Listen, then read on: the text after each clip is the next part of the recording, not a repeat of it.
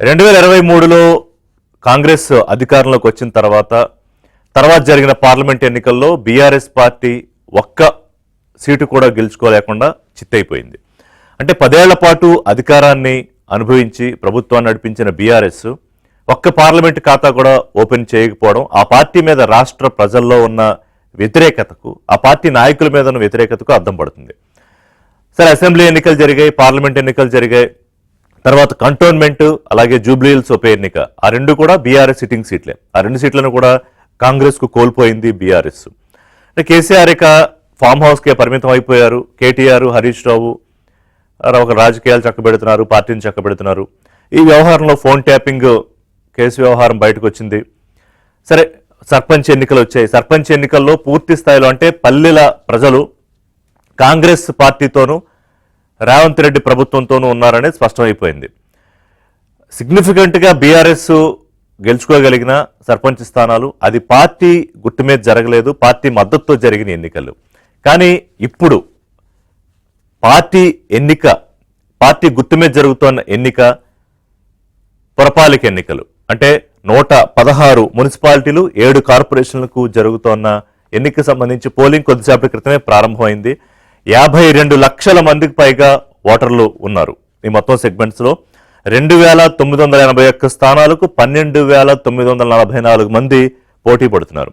అంటే దాదాపు ఇదొక మినీ అసెంబ్లీ సమరంగానే చెప్పుకోవచ్చు. అఫ్కోర్స్ పర్సంటేజ్ ప్రకారం చూస్తే అరౌండ్ 20% ఓటింగ్ మాత్రమే ఉన్నప్పటికీ మొత్తం తెలంగాణ ఓటర్లో అంతకుముందు జరిగిన సర్పంచ్ ఎన్నికల్లో దాదాపు 1 కోటి మందికి పైగా ఓటర్లు, ఇప్పుడు పురపాలిక ఎన్నికల్లో దాదాపు 50 లక్షల మందికి పైగా ఓటర్లు.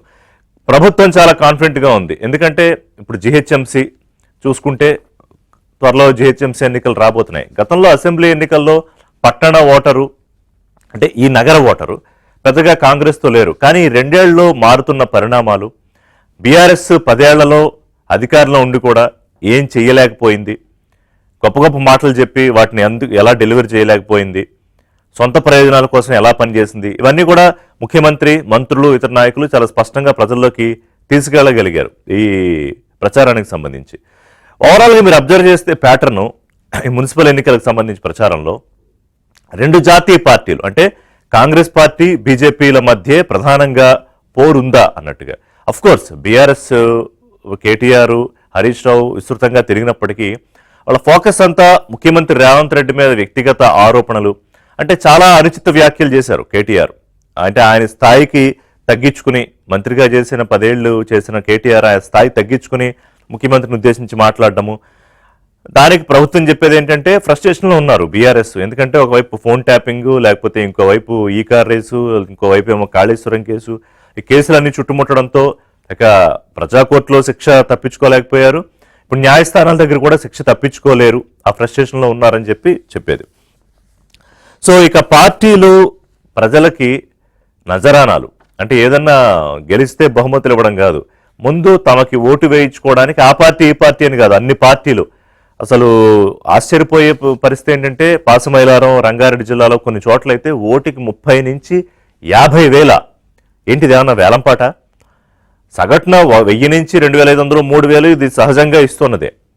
కానీ ఈ స్థాయిలో ఇంత ప్రెస్టీజియస్గా ఈ ఎలక్షన్ని తీసుకున్నాయా అన్ని పార్టీలు అనేది చాలా కీలకమైన అంశం. అంటే ఎన్నికల్లో ఉండాల్సినవి ఏంటి? పార్టీకి ప్రభుత్వ పరంగా ఏం చేశాము, లేకపోతే విపక్ష పార్టీలు తమకు ఎందుకు ఓట్లు అడుగుతున్నాయి చెప్పాలి. కానీ చీరలు, శారీలు, కుంకుమభరణలు, డబ్బు, మద్యం ఒక్క శనివారం రోజే 200 కోట్లకు పైగా మద్యం అమ్మకాలు జరిగాయంటే చూడండి తెలంగాణ రాష్ట్రంలో ఎన్నికలకు సంబంధించి అంత కీలకమైన పాత్ర పోషిస్తున్నాయి ఇవి అనేది. సో ఇక కేంద్రం ఏమిచ్చింది రాష్ట్రానికి? ఎప్పుడు ముఖ్యమంత్రి అడిగే ప్రశ్న. అంటే కేంద్రం నుంచి మీరు ఈ 10 ఏళ్లలో బీఆర్ఎస్ అధికారంలో ఉన్నప్పుడు, అక్కడ కేంద్రంలో మోదీ గారు ప్రధానమంత్రిగా ఉన్నప్పుడు, కిషన్ రెడ్డి క్యాబినెట్ మినిస్టర్గా కొనసాగుతున్నప్పుడు ఏం తీసుకొచ్చారు మీరు? ఏమని ఇవాళ మీరు ఏ మొహం పెట్టుకుని రాష్ట్రంలో పురపాలక ఎన్నికల్లో ఓట్లు అడుగుతారని సీఎం రేవంత్ రెడ్డి ఘాటుగానే ఫైట్ చేశారు బీజేపీ మీద. పైగా నిన్న ఈ మక్తల్ అభ్యర్థి ఆత్మహత్య చేసుకోవడం చాలా సెన్సేషనల్ అయిపోయింది. ఈ బెదిరింపులతోనూ దౌర్జన్యాలతోనూ కాంగ్రెస్ పార్టీ ఎన్నికలకు వెళుతోంది అనే స్థాయిలో కిషన్ రెడ్డి ఏకంగా దీన్ని పార్లమెంట్లోనంటే పురపాలిక ఎన్నిక పార్లమెంట్ దాకా వెళ్ళిపోయింది. లోక్సభలో కిషన్ రెడ్డి ప్రస్తావిస్తే విజువల్ చూడండి, కిషన్ రెడ్డి లోక్సభలో ప్రస్తావిస్తే లక్ష్మణ్ ఇదే అంశాన్ని రాజ్యసభలో ప్రస్తావించారు. అంటే పురపాలిక ఎన్నికలకు సంబంధించి పార్లమెంటు దాకా ప్రస్తావన తీసుకొచ్చారు. ఆ స్థాయిలో ఎన్నికని బీజేపీ సీరియస్గా తీసుకుంది. ఇక పేర్లు మార్చేసుకున్నారు కేంద్ర మంత్రి కిషన్ రెడ్డి, ముఖ్యమంత్రి రేవంత్ రెడ్డి. ఇందాక నేను చెప్పిన కిషన్ రెడ్డి నిన్న పార్లమెంట్లో అది కూడా తెలుగులో మాట్లాడారు. ఆయన తెలుగులో మాట్లాడిన can you open the voice?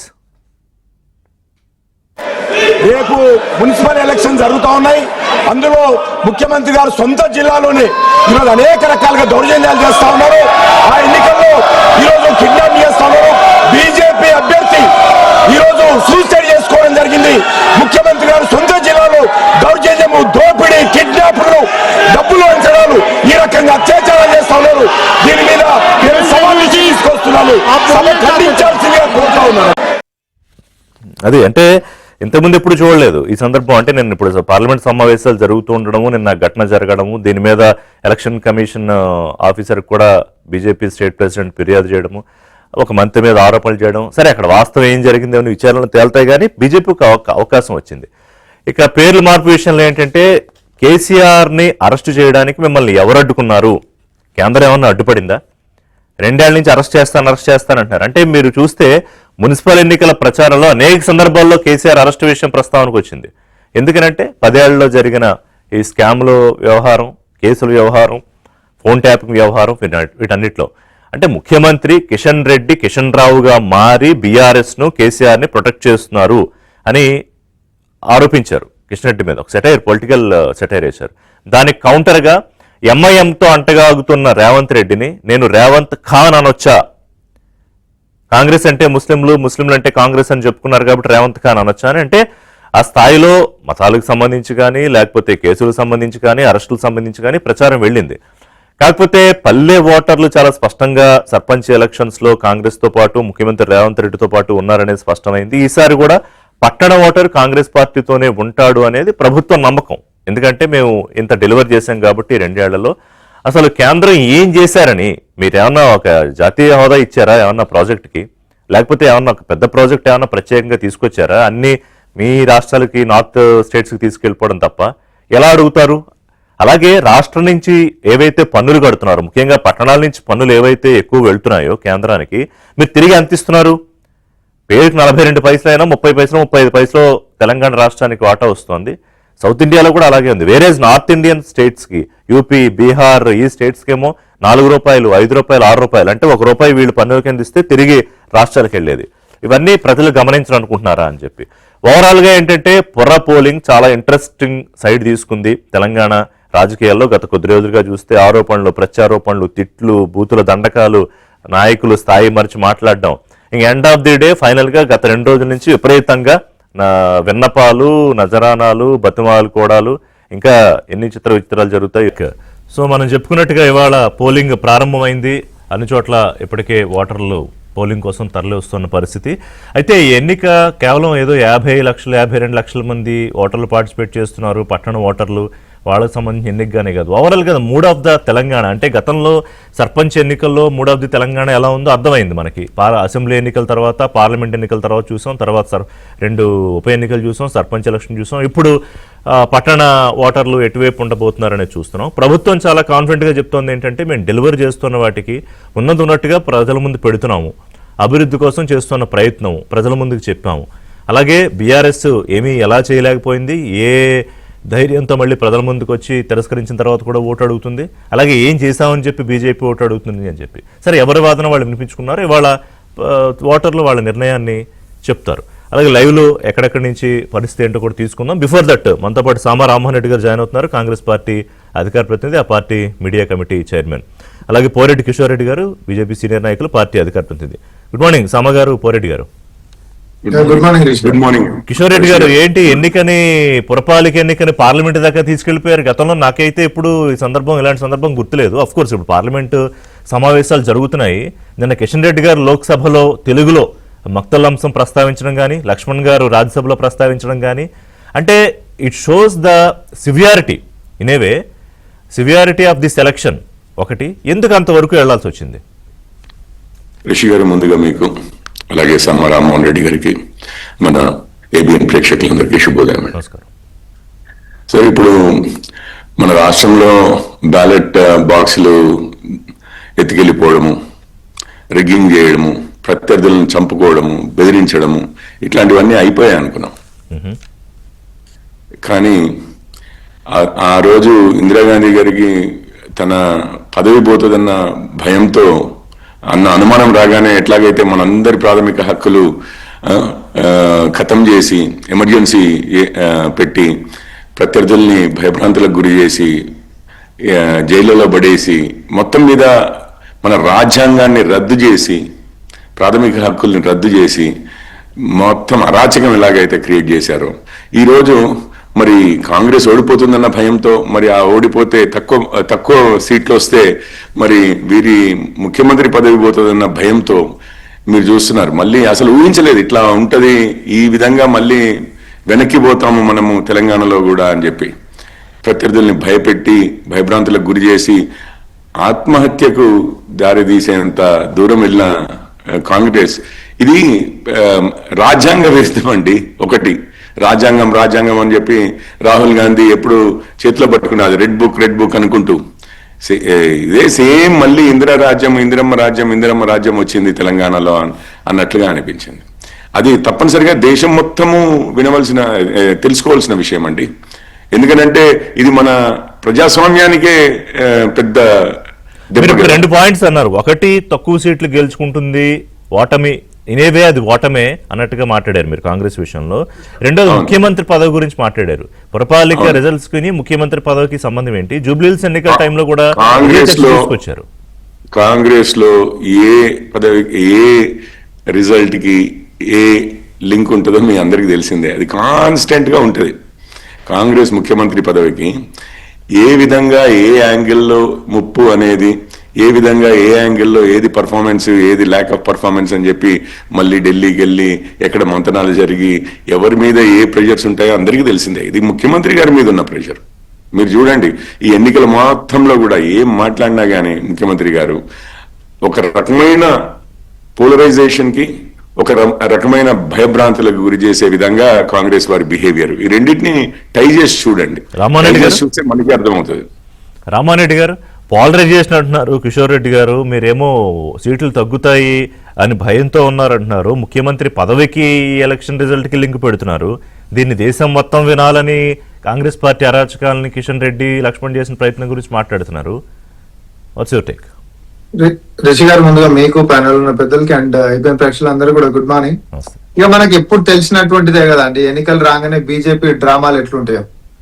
ఇదే పార్లమెంట్ లో తెలంగాణకు సంబంధించినటువంటి నిధుల గురించో, లేకపోతే ఫ్యూచర్ సిటీ గురించో, లేకపోతే మెట్రో ఫేజ్ ఎక్స్టెన్షన్ గురించో, మూసి ప్రక్షాళన గురించో, సెమీ కండక్టర్ల యొక్క ఏది పరిశ్రమ గురించో ఏ రోజు నోరెత్తి మాట్లాడినటువంటిది నోరు రానటువంటి కిషన్ రెడ్డి గారు ఈ రోజు ఎన్నికలు రాగానే మాత్రం సొంత పార్టీ కార్యకర్తని కాపాడుకోలేక, సొంత పార్టీ ఉన్నతమైనటువంటి స్థితిలో ఉన్న నేతల యొక్క ఒత్తిళ్లు భరించలేక, బయటికి చెప్పుకోలేక ఆత్మహత్యకి పాల్పడితే దాన్ని కూడా సొంత కార్యకర్త ఆత్మహత్యను కూడా రాజకీయం చేసి రాజకీయ పబ్బం గడుపుకొని రాజకీయాలలో గెలవాలనేటటువంటి ఒక కుటిల బుద్ధి కేవలం బీజేపీకి మాత్రమే ఉంటది.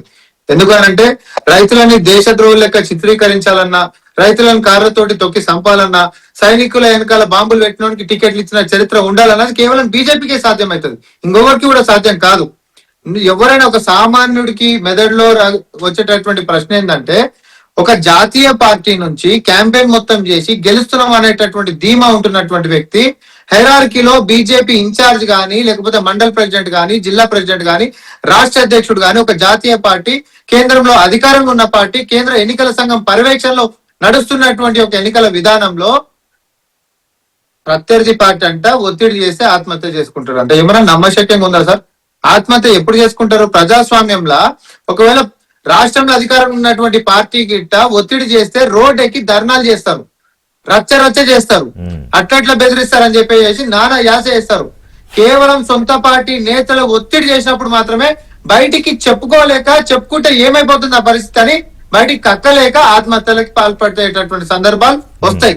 ఈరోజు అదే పరిస్థితి మహాదేవప్ప గారి విషయంలో జరిగింది. వారి యొక్క ఆత్మకి శాంతి జరగాలి, వారి యొక్క కుటుంబానికి బాధ్యతగా నిలబడతాం అనేటటువంటి మాట ఒక్క బీజేపీ నేత కూడా మాట్లాడలేదు.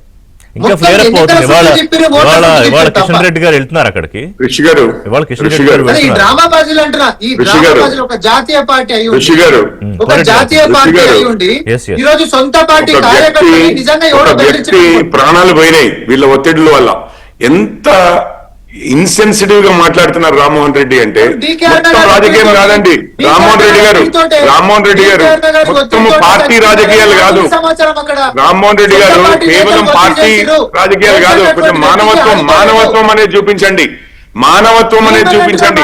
కేవలం పార్టీ రాజకీయాలు కాదు, మానవత్వం అనేది చూపించండి రామ్మోహన్ రెడ్డి గారు. మానవత్వం మీ దగ్గర నుంచి మరి ఇంత నీచంగా ఎక్స్పెక్ట్ Okay, చేయలేదు. anyway. మరి ఇంత నీచంగా ఎక్స్పెక్ట్ చేయలేదు. మానవత్వం మానవత్వం చూపించండి అంటున్నా. మనిషి చనిపోతే పోనీ మీరు అన్నారు కదా, నిన్న రామచంద్రరావు గారు వెళ్ళారు. మీ పార్టీ వాళ్ళు ఎంతమంది వెళ్ళారు? ప్రభుత్వం నుంచి ఎంతమంది వెళ్ళారు? ప్రభుత్వం నుంచి ఎంతమంది వెళ్ళారు? ప్రభుత్వం నుంచి ఎంతమంది వెళ్ళారు? ఒక ఇన్వెస్టిగేషన్ పోరెడ్డి గారు ఏం మాట్లాడుతున్నారు? anyway, okay, అదే. చెప్తున్నాను, ఇందిరమ్మ రాజ్యంలో ఇట్లాగే ఉంటది. ఇందిరమ్మ రాజ్యంలో ఒక నిమిషం. ఇందిరమ్మ రాజ్యంలో ఇట్లాగే ఉంటది. అది ఒక అన్ఫార్చునేట్ ఇన్సిడెంట్. అన్ఫార్చునేట్ ఇన్సిడెంట్ అనకండి ఋషి గారు. అన్ఫార్చునేట్ ఇన్సిడెంట్ అనకండి. ప్రాణం పోవడము అది ఆత్మహత్య చేసుకోవడం అనేది అన్ఫార్చునేట్ ఎప్పుడు అవ్వదు. రామ్మోహన్ రెడ్డి గారికి అర్థం కావట్లేదు. ఏమైనా కానీ ఈ ఎన్నిక సందర్భంగా ఒక ప్రాణం, ఒక నిండు ప్రాణం పోవడాన్ని అన్ఫార్చునేట్. సరే, దాని కారణాలు ఏంటంటే, దాని కారణాలు బీజేపీ ఒత్తిళ్ళ, కాంగ్రెస్ ఒత్తిళ్ళ, లేకపోతే మీరు అంటున్న మంత్రి ఒత్తిడా, ఆయన కాదని చెప్తున్నాడు. ఎనీవే అది తేలుతుంది అనుకోండి. కమింగ్ టు అదర్ ఇష్యూస్, నిన్న ఇప్పుడు ఇంకొక విషయం చెప్పండి నాకు. ఈ పురపాలిక ఎన్నికలు మీ ఇద్దరు చెప్పాల్సింది ఏంటంటే, రెండు జాతీయ పార్టీల మధ్య జరుగుతున్నాయా? మీ రెండు పార్టీలు కంప్లీట్గా బీఆర్ఎస్ని పక్కకి పెట్టేశాయా? అసలు లేదా? పిక్చర్లో ఉందా రామ్మోహన్ రెడ్డి గారు? ఇప్పుడు రాష్ట్రంలో కూడా మేము త్రిముఖ పోటీ ఉందని చెప్పి గౌరవనీయులు ముఖ్యమంత్రి వర్యులు రేవంత్ రెడ్డి గారు మీడియా ముఖంగా చెప్పిండ్రు. ఎందుకు అని అంటే, పోటీ ఎప్పుడైనా ప్రజాస్వామ్యంలో పోటీ. మేము కూడా అధికార పార్టీ అండి, ప్రతిపక్షాలు అనేటటువంటిది కూడా మేము ఇదేం బీజేపీ రాష్ట్రాల లెక్క ప్రతిపక్షాలను ఉత్తేజేదో, బీఆర్ఎస్ లెక్క ఏది ఎమ్మెల్యేల 100 గురిపెట్టి, మున్సిపాలిటీలు 100% కి గురిపెట్టి అసలు ప్రతిపక్షాలను బతకనేయకుండా చేసేటటువంటి అప్రజాస్వామ్యమైన పనులు మేము చెయ్యం. అది ముఖ్యమంత్రి గారు చాలా స్పష్టంగా చెప్పారు. ఎవరి స్వేచ్ఛ వాళ్ళకు ఉంటది. కానీ మా యొక్క విజ్ఞప్తి ఓటర్లకు ఏముండే అంటే, మేము చాలా స్పష్టంగా చెప్పినాం, 10 సంవత్సరాల అధికారంలో ఉన్నటువంటి బీఆర్ఎస్ నేతలే ఉండే ఇదే మున్సిపాలిటీలలో మొత్తం వాళ్ళే ఉండే మొన్నటిదాకా. అదే కేంద్రంలో 12 సంవత్సరాల సంది ఇదే బీజేపీ ఉంది. ఈ రెండు పార్టీలతోటి ఇప్పటి వరకు కూడా మున్సిపాలిటీలలో మనకు ఉంటున్నటువంటి పరిస్థితి ఎట్లుందో మనందరికి బాగా తెలుసు. ఇవే పార్టీలు మళ్ళా ముంగడికి వచ్చి మాకు అవకాశం ఇవ్వండి, మేము బ్రహ్మాండంగా చేస్తాం అని అంటే ఇది హాస్యాస్పదంగా ఉంది అని అంటున్నాం మేము. ముఖ్యమంత్రి వర్యులు రేవంత్ రెడ్డి గారు కూడా అదే మాట అన్నారు. 10 సంవత్సరాలు మున్సిపాలిటీలో ఎలగబెట్టినటువంటి బీఆర్ఎస్ పార్టీ ఈరోజు మళ్ళా ఓటేయండి అని అంటే మేమేమంటున్నాం, అధికారంలో రాష్ట్రంలో మనం ఉంటున్నప్పుడు సౌలభ్యం కోసం అయినా, లేకపోతే సమస్యల దీర్ఘకాల సమస్యల పరిష్కారం కోసమైనా రాష్ట్రంలో అధికారం ఉంటున్నటువంటి పార్టీ ఈ రోజు గెలిస్తే సమస్యలకి పరిష్కారం అనేటటువంటిది మనకు సునాయాసంగా జరుగుతుంది అనేటటువంటి దాని మీద మేము ఓటర్లకి మేము విజ్ఞప్తి చేసినాం. అంతే తప్ప అప్రజాస్వామ్యంగా సావులని రాజకీయం చేసినటువంటి నీచ రాజకీయాలకి బీజేపీ లెక్క మేము పోతలే. దయచేసి కానీ బీఆర్ఎస్ మాత్రం అంటే కేటీఆర్ గారి మాటలు వినుంటారు కదా మీరు. ఆయన అంటే అవుట్ ఆఫ్ ఫ్రస్ట్రేషన్ ఆశ్చర్యపోయాం. అంటే ముఖ్యమంత్రి నా స్థాయిలో నేను ఆ మాటలు కూడా రిపీట్ చేయను, అది సంస్కారం కాదు కాబట్టి. ఎందుకని అంత స్థాయిలో బీఆర్ఎస్ మానసిక పరిస్థితి బాలేదు. వాళ్ళ సొంత పార్టీ నేతలు పక్కన ఉంటున్న వాళ్ళు కూడా అంటుండు, పిచ్చి పట్టి మాట్లాడుతుడు, అసలు మా ఫ్యూచర్ మొత్తం ఖరాబ్ చేసేటట్టున్నాడని. ఆయన మానసిక పరిస్థితి నిజంగా కూడా బాలేదు. ఆయన ఒత్తిడిలో ఉన్నాడు, ఆయన ఫ్రస్ట్రేషన్ లో ఉన్నాడు, ఆయనకు నిద్ర వస్తలేనటువంటి పరిస్థితి ఉంది. సో ఆ యొక్క అక్కసు కక్కాలి అనేటటువంటి దాంతో మైకు దొరకంగానే ఆయన జస్ట్ తిట్టడానికి మాత్రమే, అంటే ఆయన లోపల ఉంటున్నటువంటి యొక్క ఆ మానసిక పరిస్థితిని రిఫ్లెక్ట్ చేసే విధంగా ఆయన యొక్క భాషను ఉంటుంది తప్ప నిజంగా సమస్యల మీద ఏదైనా పరిష్కారం ఎత్తుకనికనో, ప్రభుత్వం మీద ఏదైనా సమస్యల మీద ప్రసంగించనికనో ముఖ్యమంత్రి మీద ఉన్న అసహనం, ద్వేషం తప్ప ఇంకా అందులో ఏం కనిపించట్లేదు. అదే నేనేమంటున్నా, ఆయన మానసిక పరిస్థితి ద్వేషము, అసహనము, అభద్రత, సొంత కుటుంబంలోనేమో అభద్రత, నాయన కాడికి క్లారిటీ లేనటువంటివి, ఇటు బావతోటి కాంపిటీషన్, ఇటు సోదరి మణితోటేమో కౌంటర్లు. ఆయన పరిస్థితి వర్కింగ్ ప్రెసిడెంట్ లెక్క ఉండి 360 డిగ్రీలకి కూడా వైఫల్యం అనేటటువంటి బాణాలు కొట్టేసరికి ఆయన ఫ్రస్ట్రేషన్ కి పోతున్నాడు. ఆయన నిద్రపట్టనటువంటి పరిస్థితికి వచ్చి పాపం ఏదో తిక్కగా మాట్లాడుతున్నాడు. ఆయన తెలంగాణ జనాలు పెద్ద సీరియస్ తీసుకుంటలేరు రిషి గారు. అవునా? సమస్యల మీద ఒక నేత మాట్లాడింది అనుకోండి, అవును కదా నిజంగానే కేటీఆర్ గారు మాట్లాడింది నిజం అనేటటువంటి ఒక ప్రస్తావన వస్తుందేమో. దురదృష్టం ఏంటంటే ఆయన అట్లాంటి ప్రస్తావన కూడా తీసే పరిస్థితులలో లేడని చెప్పి మేము అంటున్నాం. ఓకే, టిఆర్ఎస్ పార్టీ క్షేత్రంలో నిజంగానే మున్సిపాలిటీలలో గిట్ట బాగా చేసి ఉంటే పలానప్పుడు మేము బాగా చేసినాము, ఇప్పుడు కూడా అవకాశం ఇవ్వండి అని అనాలి. లేకపోతే సమస్యలు పలానా ఉన్నాయని అనుకోండి, మేము ఉన్నప్పుడు ఇవి చేసినాము అనేటటువంటి ఇంకొకటి ఏదైనా అంశం తీసుకోవాలి. లేకపోతే మా వల్ల ఏదైనా సమస్యలు గిట్ట వస్తే ఆ సమస్యలని ఎత్తి చూపించేటటువంటి రాజకీయ ప్రసంగాలలో పెట్టాలి. కానీ ఇవేవి లేకుండా మైకు దొరకంగానే కేవలము వ్యక్తిని టార్గెట్ చేస్తూ వ్యక్తిగతంగా మాట్లాడేటటువంటి ఒక మానసికమైనటువంటి ఒక సమస్యని ఈరోజు ప్రజలకు రుద్దేటటువంటిది చూపించేటటువంటిది కనిపిస్తుంది తప్ప కేటీఆర్ ని ఎవరు పెద్దగా సీరియస్ తీసుకుంటలేరు. తెలంగాణ మున్సిపాలిటీలలో ఒకవేళ గిట్ట బీఆర్ఎస్ పార్టీ గిట్ట ఏదైనా మాట్లాడుతుండ్రా అని అంటే అది మరి కేసీఆర్ గారి ముఖం చూసి చేయాల్సిందే తప్ప కేటీఆర్ గారిని చూసి మాత్రం పార్టీ ముంగటి నడిచేటటువంటి పరిస్థితి కూడా లేదు. నీకు చెప్పే ముందు ఒకసారి మనం మహబూబ్ నగర్ వెళ్దాము. ముఖ్యమంత్రి గారి జిల్లాలో ఎట్లా ఉంది అక్కడ పోలింగు, దానికి సంబంధించి అంటే 7 గంటలకు ప్రారంభమైంది, ఏర్పాట్లన్నీ ఎప్పట్లాగే చేశారు. కొన్ని సమస్యాత్మక ప్రాంతాలు అక్కడ సంబంధించిన డీజీ ప్రెస్ మీట్లు కూడా చాలా స్పష్టంగా చెప్పారు. ఇవాళ 7 నుంచి 5 గంటల దాకా పోలింగ్, కొన్ని చోట్ల 4 గంటలకే ముగుస్తుంది. సో బసవరాజు ఉన్నారు అక్కడ లైవ్లో మనకి పోలింగ్ సంబంధించి అప్డేట్స్ అందిస్తారు. Basavaraju, over to you. కృషి ఉమ్మడి మహబూబ్నగర్ జిల్లాలోని 21 మున్సిపాలిటీలు మహబూబ్నగర్ కార్పొరేషన్ ఎన్నికలు ఉదయం అంటే ఎన్నికల్లో పోలింగ్ ప్రక్రియ ఉదయం 7 గంటలకు సజావుగా ప్రారంభమైంది. ఇప్పుడు కూడా ప్రశాంతంగా కొనసాగుతుంది. అడుగడుగున పోలీసులు భారీ బందోబస్తు ఏర్పాటు చేశారు. అదేవిధంగా హెల్ప్ డెస్క్లు కూడా చాలా అద్భుతంగా పనిచేస్తున్నాయి. ప్రతి ఒక్క ఓటరు తన ఒక ఓటు ఎక్కడ ఉంది అని చెప్పేందుకు ప్రతి పోలింగ్ కాంప్లెక్స్లో కూడా హెల్ప్ డెస్క్ను ఏర్పాటు చేసి ఖచ్చితంగా వాళ్ళకి అక్కడ గైడ్ చేసేందుకు కూడా ఇక్కడ మున్సిపల్ సిబ్బంది సహకరిస్తున్నారు. అయితే ఉమ్మడి మహబూబ్నగర్ జిల్లాలో మొత్తం 431 వార్డులు లేకపోతే డివిజన్లలో ఈ పోలింగ్ ప్రక్రియ కొనసాగుతుంది. దీనికి గాను 1753 మంది అభ్యర్థులు తమ అదృష్టాన్ని వాళ్ళు పరీక్షించుకుంటున్నారు. అయితే ఉమ్మడి జిల్లా వ్యాప్తంగా 7,01,043 మంది ఓటర్లు తమ ఓటు హక్కును వినియోగించుకునేందుకు ఇక్కడ వాళ్ళ ఉదయం నుంచి కూడా అంటే ఉదయం కొంత మందకొడిగా ప్రారంభమైనప్పటికీ ఇప్పుడు కొంత పెద్ద ఎత్తున ఓటర్లు తమ పోలింగ్ స్టేషన్కు తరలి వస్తున్న పరిస్థితి మనకు కనిపిస్తుంది. మొత్తానికి పోలింగ్ ప్రక్రియ కోసం 1,013 పోలింగ్ స్టేషన్లు ప్రభుత్వ అధికారులు ఏర్పాటు చేశారు. ఇందులో ప్రధానంగా మనం తీసుకున్నట్లయితే కొడంగల్ నియోజకవర్గంలో 3 మున్సిపాలిటీలు ఉన్నాయి. అక్కడ 11:30కు ముఖ్యమంత్రి రేవంత్ రెడ్డి అక్కడ ఓటు హక్కును వినియోగించుకోనున్నారు. మిగతా జిల్లాలోని ప్రముఖులు కూడా ఆయా స్థానాల్లో ఓటు హక్కును వినియోగించుకునేందుకు వాళ్ళు అక్కడ ఓటు వెళ్తున్న పరిస్థితి మనకు కనిపిస్తుంది. మనం ప్రస్తుతం మహబూబ్నగర్ 45వ డివిజన్లో ఉన్నాం. మహబూబ్నగర్ 45వ డివిజన్లో ఉదయం నుంచి కొంత గందరగోళమైన పరిస్థితి ఏర్పడిన పరిస్థితి ఉండింది. అంటే ఇక్కడ ఏదైతే నామినేషన్ల ప్రక్రియ ముగిసిన తర్వాత ఓటర్లకు అంటే అభ్యర్థులకు ఇచ్చే ఫామ్ 7 ఉందో ఫామ్ 7లో ఉండే అభ్యర్థుల వివరాలు, అభ్యర్థుల క్రమ సంఖ్యలు ఇక్కడ అంటే వాస్తవానికి ఇక్కడ బ్యాలెట్ పేపర్ వచ్చే వరకు పూర్తిగా మారిపోయిన పరిస్థితి ఉంది. దీనిపైన కొంతమంది ఇండిపెండెంట్ అభ్యర్థులు కావచ్చు, బీఆర్ఎస్ అభ్యర్థులు కావచ్చు అభ్యంతరం తెలపడంతో కొంత గందరగోళమైన పరిస్థితి ఏర్పడి దాదాపు ఒక అర్ధగంట పాటు పోలింగ్ ప్రక్రియ నిలిచిపోయింది. ఇక్కడ ప్రస్తుతం మనం ఫామ్ 7 చూపిస్తున్నాం. ఇక్కడ ఏదైతే 2వ నెంబర్ మహమ్మద్ ఖాజా హుస్సేన్ ఉన్నాడో అంటే కాంగ్రెస్ పార్టీ అభ్యర్థి మహమ్మద్ ఖాజా హుస్సేన్ ఆయనది మొదటిగా ఉండింది. ఆ తర్వాత రాహుల్ అనంతరెడ్డి 2వ నెంబర్లో ఉండింది. వేణుగోపాల్ రెడ్డి అనే బీజేపీ అభ్యర్థి 3వ నెంబర్లో ఉండిండు. అదేవిధంగా గల్లా రామరాజు అని అంటే ఇది జనసేన పార్టీ అభ్యర్థి 4వ నెంబర్లో ఉండిండు. అయితే ఇది మనకు ఓటర్ లిస్టుకు అంటే నామినేషన్ల ప్రక్రియ ముగిసిన తర్వాత అంటే ఇచ్చిన ఫామ్ 7లో అట్లా ఉండింది పరిస్థితి. కాకపోతే గల్లా రామరాజును అంటే యాజ్ పర్ తెలుగు అక్షరమాల గల్లా రామరాజు అంటే గా అనేది ముందుగా వస్తుందని చెప్పి మొదటగా మార్చడంతో వీళ్ళ క్రమ సంఖ్యలు పూర్తిగా మారిపోయినాయి. దీనిపైన చాలా గందరగోళమైన పరిస్థితి ఏర్పడి అభ్యర్థులు తీవ్ర అభ్యంతరం వ్యక్తం చేశారు.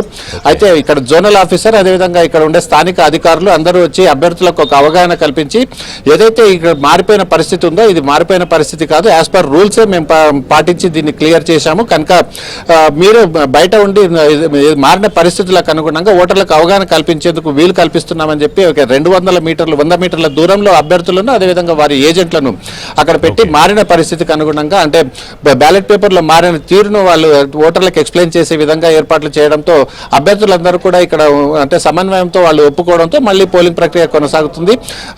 మొత్తానికి పోలింగ్ ప్రక్రియ ఇప్పుడే ప్రారంభమైంది. పెద్ద ఎత్తున ఓటర్లు తమ ఓటు హక్కును వినియోగించుకునేందుకు పోలింగ్ స్టేషన్లకు వస్తున్నారు. ఈ మధ్యాహ్నం అంటే 12 గంటల సమయంలో కొడంగల్లోని జెడ్పీహెచ్ఎస్ బాయ్స్లో ముఖ్యమంత్రి రేవంత్ రెడ్డి తమ ఓటు హక్కును వినియోగించుకుంటారు. అదేవిధంగా మహబూబ్నగర్ ఎంపీ డీకే అరుణ మహబూబ్నగర్ పట్టణంలో తమ ఓటు హక్కును వినియోగించుకుంటారు. మిగతా మాజీ మంత్రులు కావచ్చు, ఎమ్మెల్యేలు కావచ్చు, వారి ఓటు హక్కును వినియోగించుకునేందుకు ఈ ఉదయం నుంచి కూడా అక్కడ ఆయా స్థానాల్లో ఓటు హక్కును వినియోగించుకున్నారు. Rishi right, thanks Basavaraju.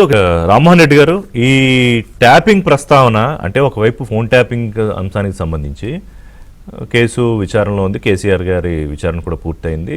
దాని మీద ఛార్జ్ షీట్లు వ్యవహారం అంతా ఉండగా మళ్ళీ నిన్న పొంగులేటి ఈ ప్రస్తావన ఎందుకు తీసుకొచ్చారు? ఒక నిమిషం, మీరు దానికి చెప్పే ముందు కిషోర్ రెడ్డి గారు జాయిన్ అయ్యారు. కిషోర్ రెడ్డి గారు, ఇందాక సామా గారిని అడిగిన క్వశ్చన్, బీజేపీ వర్సెస్ కాంగ్రెస్ అంటే తెలంగాణ రాష్ట్రంలో 2 జాతీయ పార్టీల మధ్య ఎన్నిక ఉండాలి అని, ఏ ఎన్నికైనా 2 జాతీయ పార్టీలు భావిస్తున్నాయా? సార్, ముందుగా నేను ఇంతకుముందు జస్ట్ ఒక్క నిమిషము, ఇప్పుడు కొడంగల్ కాన్స్టిట్యున్సీ ముఖ్యమంత్రి గారు ఉమ్మడి మహబూబ్ నగర్ జిల్లా, ఇప్పుడు కొంత ప్రాంతము వికారాబాద్ లోను, కొంత ప్రాంతము నారాయణపేటలో, రైట్. నిన్న రాత్రి 11 గంటల సమయంలో రైట్ పోకల సతీష్ అని మా మాజీ పట్టణాధ్యక్షులు వారిపైన కాంగ్రెస్ వారు దాడి చేశారండి. నేను ఇప్పుడు వీడియో కావాలంటే వీడియో చూపిస్తాను. సామా గారు నమ్మట్లేరు, వారు బుకాయిస్తున్నారు.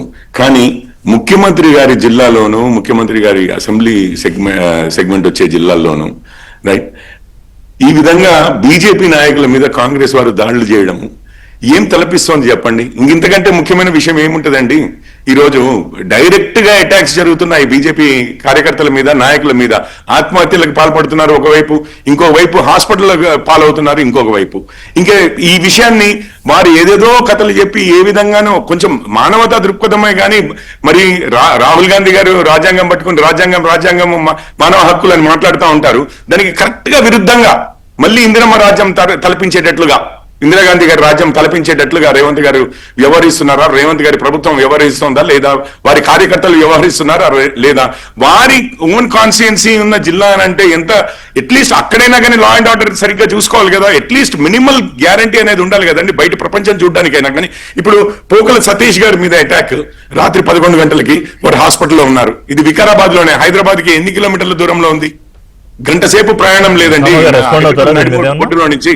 సో ఇది పరిస్థితి ఉండగా వారు ఏదో హేళన చేస్తూ మాట్లాడతారు. ఉన్న విషయాలను గ్రౌండ్ లో ఏం చేస్తున్నారు కాంగ్రెస్ వారు అని చెప్పి ఒకవైపు. ఏమన్నా సామా గారు దీని మీద రెస్పాండ్ అవుతారా ఈ దాడి మీద? 100% రిషి గారు, ఒకటి మానవతా దృక్పథం అనేటటువంటిది ఏ రోజు సుపరిచితం లేనటువంటి బీజేపీ ఈ రోజు కేవలం రాజకీయం కోసం మాత్రమే స్పెసిఫిక్ పాయింట్స్ రెండు చెప్పాను. సామా గారు స్పెసిఫిక్ పాయింట్స్ చెప్పాను. రాత్రి అటాక్ అయింది, కాంగ్రెస్ వారు అటాక్ చేశారు అని చెప్పాను. దాని మీద మీ స్పందన ఏంటో చెప్పండి. మొత్తం కథలన్నీ అది ఇవి అని చెప్పి రాజకీయ మాటలు మాట్లాడకండి. దాని మీద మీ స్పందన ఏంటో చెప్పండి. జరోక్కబట్టు రన్నింగ్ కామెంటరీ చేయకు. నువ్వు మాట్లాడినా నేను మాట్లాడా. 116 మున్సిపాలిటీలు, 7 కార్పొరేషన్లలో ఇంత పెద్ద తెలంగాణలో ఆదిలాబాద్ కి మొదలు పెట్టుకుంటే జోగులాంబ గద్వాల దాకా ఇటు ములుగు నుంచి మొదలు పెట్టుకుంటే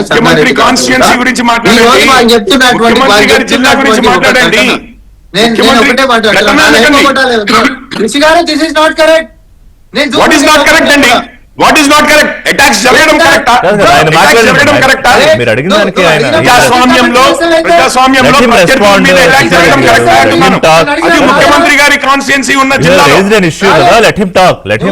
నువ్వు మాట్లాడుతున్నారండి ఆయన చెప్పనివ్వండి. కావాలని నాది బాగుందండి లైన్. ఇక్కడ కూడా దౌర్జన్యమే వారిది, కాంగ్రెస్ వారిది ఇక్కడ కూడా దౌర్జన్యమే. ఇక్కడ సాధ్యం కాదు.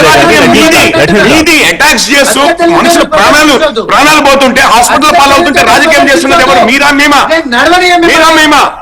అరే మిమ్మల్ని నడవనీయము, అతిగా తెలివితేటలు వద్దు. ఏం మాట్లాడుతున్నారు? అదే ప్రాణాలు పోతున్నాయి ఇక్కడ హాస్పిటల్. ఈ లాజిక్ కాదు ఈ రెండు ఏం అతికి తెలియజేయటలు అంటే ప్రాణాలు పోతున్నా కానీ ఇంకా మాట్లాడకూడదా? ప్రాణాలు పోతున్నా వాళ్ళు ఎన్ని అటాక్లు చేసినా మాట్లాడకూడదా? ఎందుకు ముఖ్యమంత్రి గారి కాన్స్టిట్యున్సీ ఉన్న జిల్లాల్లో దగ్గర ఏముంటుంది?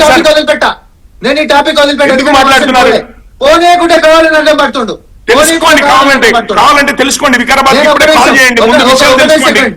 ఇప్పుడు దృష్టిలో ఉందా sir first of all? Simple నా ప్రశ్న ఒకటే. కిషోర్ రెడ్డి గారు సింపుల్ నా ప్రశ్న మీరు ఒకటే. ఆయన మాట్లాడివ్వండి ఒక నిమిషం. ప్రజాస్వామ్యంలో ఎప్పుడైనా ప్రజాస్వామ్యంలో ఒక జాతీయ పార్టీ ఎన్నికల కమిషన్ పర్యవేక్షణలో ఉంది, కేంద్రంలో అధికారం ఉంటున్నటువంటి పార్టీ పైన ఇన్ఛార్జులు, అక్కడ స్థానిక ఎంపీ, తర్వాత రాష్ట్ర స్థాయి హైరార్కీ, జిల్లా అధ్యక్షుడు, రాష్ట్ర అధ్యక్షుడు, చాలా ఏమంటారు పటిష్టమైనటువంటి క్యాడరు, ఇవన్నీ ఉండి గెలుస్తున్నాం అనేటటువంటి ధీమా అని చెప్తున్నటువంటి బీజేపీ నేత ఒకవేళ అది జరగలేదని చాలా స్పష్టంగా చెప్పినప్పటికీ ఎవడో గిట్ట బెదిరించే పరిస్థితి ఉంటే రోడ్ ఎక్కి ధర్నా చేస్తారు సార్ ప్రజాస్వామ్యంలో. ఓకే, సో నేనేమంటాను, కేవలం ఆత్మహత్య ఎప్పుడు చేస్తారంటే పైకి రెడ్డి గారు, రామ్మోహన్ రెడ్డి హాస్పిటల్ నుంచి డైరెక్ట్ గా విజువల్ చూపిస్తారు. బీజేపీ బీఆర్ఎస్ వాళ్ళకి మద్దతు ఇద్దామని చెప్పి ఏందో తెలియదు. కాదు, ఒక హాస్పిటల్ నుంచి ఒక ఇన్సిడెంట్ బేస్ చేసుకుని మనం ఒక ఇన్సిడెంట్ బేస్ చేసుకుని మాట్లాడతారని 1 hour డిబేట్ దాని మీద చేయలేదు. అర్థం చేసుకోండి. మై కండోలెన్సెస్ మహాలింగప్ప గారికి, తర్వాత మహాదేవప్ప తర్వాత నేను జరిగిన ఇన్సిడెంట్ మీద ఇప్పటికే రామచంద్రరావు గారు ఎలక్షన్ కమిషన్ కంప్లైంట్ చేశారు. దాని మీద చర్యలు ఎవరు బాధ్యులో దాని మీద చర్యలు తీసుకుంటారు. Let's please get in to other issues. నేను అడిగింది ఏంటంటే కిషోర్ రెడ్డి గారు, రాష్ట్రంలో ఇవాళ ఉన్న పొలిటికల్ ముఖ చిత్రంలో 2 జాతీయ పార్టీలు కాంగ్రెస్ వర్సెస్ బీజేపీ కీలకంగా ఆరోపణలు కానీ ప్రత్యారోపణలు కానీ, నువ్వేమిచ్చావు, నువ్వేలా అడుగుతావు ముఖ్యమంత్రి కానీ, లేకపోతే పేర్ల మార్పు కానీ, ఈ ఎలక్షన్ని బీఆర్ఎస్ని సైడ్ లైన్ చేసి 2 జాతీయ పార్టీ ఎన్నికగా ప్రజలకు చెప్పదలుచుకున్నారా? అది నేను ఇప్పుడు మేము బీఆర్ఎస్ ని సైడ్ లైన్ చేయవలసిన అవసరం లేదు. ఉన్న వాస్తవం చెప్తున్నాను. ఇప్పుడు నేను ఇదే వికారాబాద్ జిల్లా తాండూర్ విషయానికి వస్తే, లేకపోతే వికారాబాద్ జిల్లాకే వస్తే చూడండి, మీరు అంతకుముందు వారు అధికారంలో ఉండే బీఆర్ఎస్ వారు, ఎమ్మెల్యేలు ఉండే, ఎంపీలు ఉండే, కింద కౌన్సిలర్లు ఉన్నా కానీ ఏదైనా పనులు చేస్తారు అన్న ధైర్యం ఉండేది. ఎందుకంటే రాష్ట్రంలో అధికారంలో ఉంది బీఆర్ఎస్, ఎమ్మెల్యే మావారే ఉన్నారు, ఎంపీ మావారే ఉన్నారు, ఏ పనైనా కానీ మేము చేపించగలమని ధీమాగా వారు చెప్పడము. అది అఫ్ కోర్స్ చేసింది ఏమీ లేదు. గ్రౌండ్ లో మీరు ఏ మున్సిపాలిటీకి వెళ్ళి చూసినా కానీ గ్రౌండ్ లో ఏముందో మీకే తెలుస్తుంది. సో చేసింది ఏమీ లేదు కానీ అట్లీస్ట్ ఆ ధీమా ఉండేది. ఒక్క నిమిషము మాట్లాడినివ్వండి. మాట్లాడిన తర్వాత ధన్యవాదాలు చెప్తాను. రామ్మోహన్ రెడ్డి గారు ఒక నిమిషం. ఎందుకంటే టోటల్ ఎన్నికల క్యాంపెయిన్ లో రిషి గారు, టోటల్ ఎన్నికల క్యాంపెయిన్ లో ఈ 12 ఏళ్ల నుంచి కేంద్రం ఒక్క దగ్గర నుండి మాట్లాడుతుండ్రా, ఒక్క దగ్గర ఉన్న ఆ విషయాలు లేవు కాబట్టి ఆయన మాట్లాడాక మళ్ళీ మీరు చెప్తారు కానీ రిషి గారు వారిని మాట్లాడివ్వండి. వారు ఎంతసేపు మొత్తం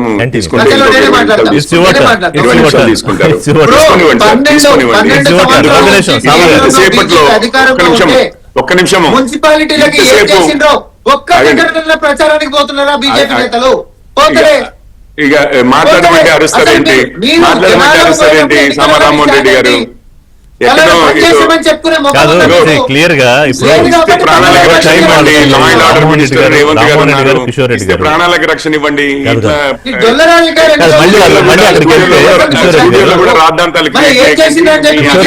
ఇప్పుడు 1 hour డిబేట్ మనం మాట్లాడుకోలేము. ఇప్పుడు నిన్న కిషన్ రెడ్డి గారు ఒక నిమిషం ఇక్కడ ఆగండి. మీరేమి మహదేవప్ప గారు కాదు ఇక్కడ కూర్చున్నది, ఇక్కడ ఎదురుగా మీ ఎదురుగా భయపడడానికి. లేకపోతే పోకల సతీష్ గారు కాదు ఇక్కడ కూర్చున్నది, పోకల సతీష్ గారు కాదు ఇక్కడ కూర్చున్నది, వికారాబాద్ నుంచి పోకల సతీష్ గారు కాదు ఇక్కడ కూర్చున్నది. మీరు దౌర్జన్యంతో ఇవన్నీ సైలెన్స్ చేయగలరేమో కానీ, హాస్పిటల్ పాలు చేయగలరేమో కానీ నన్నేం చేయలేరు. మీరు ఆగండి, ప్రజలు చూస్తున్నారు, దౌర్జన్యం ఇక్కడ పనిచేయదు. రామ్మోహన్ రెడ్డి గారు, మీ అధికారం దౌర్జన్యము, అహంకారము, మీ అధికార దర్పము, అహంకారము, దౌర్జన్యము ఇక్కడ పనిచేయదు. మాట్లాడనివ్వండి. కిషోర్ రెడ్డి గారు మక్కల్లో మళ్ళీ చెప్తున్నా కిషోర్ రెడ్డి గారు ముందు బీఆర్ఎస్ గురించి మాట్లాడుతుంటే మధ్యలో వచ్చారు. చూడండి వారిద్దరి బంధం ఎట్లా ఉంటుందో, కిషోర్ రెడ్డి గారు వారిద్దరి బంధం ఎట్లా ఉంటుందో. కేసుల్లో చూపించేది లేదు ప్రతాపం, కేసుల్లో ప్రతాపం చూపించే ధైర్యం లేదు, దమ్ము లేదు. అన్ని సెటిల్మెంట్లు చేసుకుని ఇప్పుడు ఆర్టిఫిషియల్ గా ఏదో లొల్లి చేయడం. నేను బీఆర్ఎస్ గురించి మాట్లాడుతుంటే వారికి ఎంత కోపం వచ్చిందో చూడండి. బీఆర్ఎస్ గురించి మాట్లాడుతుంటే వారు నన్ను మాట్లాడనివ్వట్లేదు. ఇగో ఈ విధంగా ఉంటది అవును మీ దగ్గర కాంగ్రెస్ వారి ప్రవర్తన. కోపం వస్తది మరి. కాంగ్రెస్ వారి ప్రవర్తన ఈ విధంగా ఉంటది. నేను బీఆర్ఎస్ గురించి మాట్లాడుతుంటే వారు నన్ను మాట్లాడనివ్వట్లేదు. ఎందుకో జనరల్ గా కాదు, మీరు జనరల్ గా అట్లీస్ట్ నా డిబేట్ జనరల్ గా మీరు ఈ స్టైల్ కాదు మీది. మీరు వింటారు, మాట్లాడతారు, మాట్లాడిస్తారు. నా పాయింట్ మీరు క్యారీ అవ్వనివ్వట్లేదు, నా క్వశ్చన్ క్యారీ అవ్వట్లేదు. మీ ఇద్దరు ఒకే అంశం చుట్టూ మాట్లాడతానంటే గంట సేపు నేను ఆ అంశం మీద డిబేట్ చేయలేను. ఎందుకంటే నేను ఇంకా మన రిపోర్టర్స్ లైవ్లు తీసుకోవాలి. సో ఇక్కడ ఒక విషయం ఏంటంటే, నేను అడిగిన పాయింట్ ఏంటంటే, ఇవాళ 10 ఏళ్ల పాటు అధికారంలో ఉన్న బీఆర్ఎస్ వరుసగా వరుసగా ఎన్నికల్లో ఓడిపోతూ సర్పంచ్ ఎన్నికల్లో కూడా ఇదైన తర్వాత అంటే పల్లె ఓటర్లు లేరు, పట్టణ ఓటర్లు కూడా ఇవాళ బీజేపీ మాతోనే ఉంటారు. ఎందుకంటే మీరు కొంత కాన్ఫిడెంట్ గా ఉంటారు కాబట్టి, నగరం పట్టణ ఓటర్లు మీతో ఉంటారని కాదు. మీరేం చెయ్యలేదు కాబట్టి, నా ప్రభుత్వం 2 ఏళ్లు ప్రతి అంశాన్ని అడ్రస్ చేసింది కాబట్టి పట్టణ ఓటర్ నాతోనే ఉంటాడు, నా ప్రభుత్వంతోనే ఉంటాడు, నా పార్టీతోనే ఉంటాడని ముఖ్యమంత్రి గారి కాన్ఫిడెన్స్. నేను అదే మాట్లాడుతున్నాను సార్ రిషి గారు. నేను బీఆర్ఎస్ గురించి చెప్తున్నాను. వాళ్లకు రాష్ట్రంలో ప్రభుత్వం లేదు, కేంద్రంలో ప్రభుత్వం లేదు, వారికి ఒక ఎమ్మెల్యే లేరు, ఒక ఎంపీ లేరు. నేను ఇంతకుముందు చెప్పింది తాండూరు గురించి. సో ఏ విధంగా అంతకుముందు అంటే కాస్త అట్లీస్ట్ అధికారం ఉంది, అధికారంతో ఏమైనా చేపించగలుగుతారేమో, లేకపోతే అట్లీస్ట్ అధికారం ఉంది చేయబట్టి మమ్మల్ని అణిచివేస్తారేమో వీరి మాట వినకపోతే అని చెప్పి ఓట్లేశారు. ఈ రోజు ఏ కారణం చేత ఏ విధంగా వేస్తే ఏం లాభం అవుతుంది చెప్పండి? ఓకే, 3 సంవత్సరాలు జరిగిందేమీ లేదు. అది ఒక పాయింట్ నేను చెప్పాను. రెండో విషయం చెప్తాను. ఇప్పుడు వీరు అంటున్నారు కేంద్రం ఏం చేసింది రాష్ట్రానికి అంటున్నారు. ఇప్పుడు ఎన్నికలు జరిగేది మున్సిపాలిటీలకి. కాంగ్రెస్ ప్రభుత్వం ఏం చేసింది మున్సిపాలిటీల్లో అనేది కదా చెప్పాల్సింది. ముఖ్యమంత్రి గారు ఏమన్నా చెప్పారు? మళ్ళీ మాట్లాడినట్లేరు. ఋషి గారు మీ ఇష్టం. నేను కామి కూర్చుంటాను. వారిని అరవనియండి. దౌర్జన్యానికి వారికి ఛాన్స్ లేదు చేయబట్టి పక్కన కూర్చుని ఉంటే మరి మమ్మల్ని కూడా ఏ మహదేవప్పన్ చేసినట్లు, లేకపోతే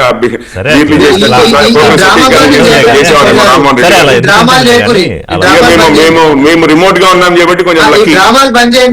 రిమోట్ గా ఉన్నాం చేయబట్టి కొంచెం లక్కీ. మాట్లాడలేదు కదా, మాట్లాడనీయట్లేదు, మమ్మల్ని మాట్లాడనీయడు. ఈ ఓవరాక్షన్ బంద్ చేయండి. నేను చెప్తుంటే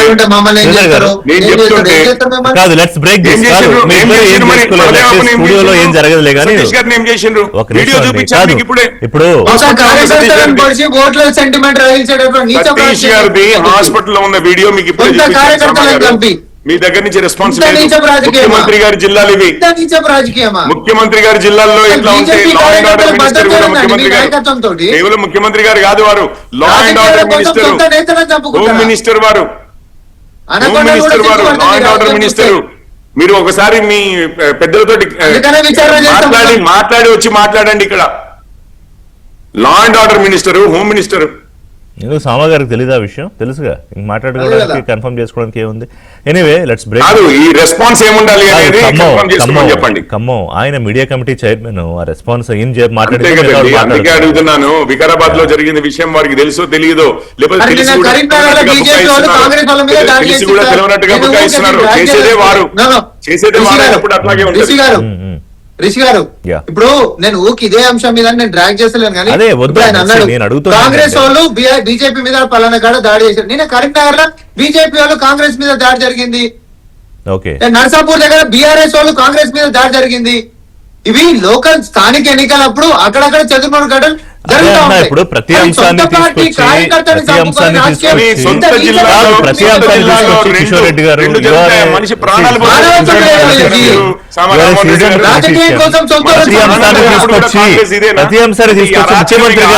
ప్రతి అంశాన్ని తీసుకొచ్చి ముఖ్యమంత్రికి అంటగట్టడం కరెక్ట్ కాదు. శ్రీధర్ గారు,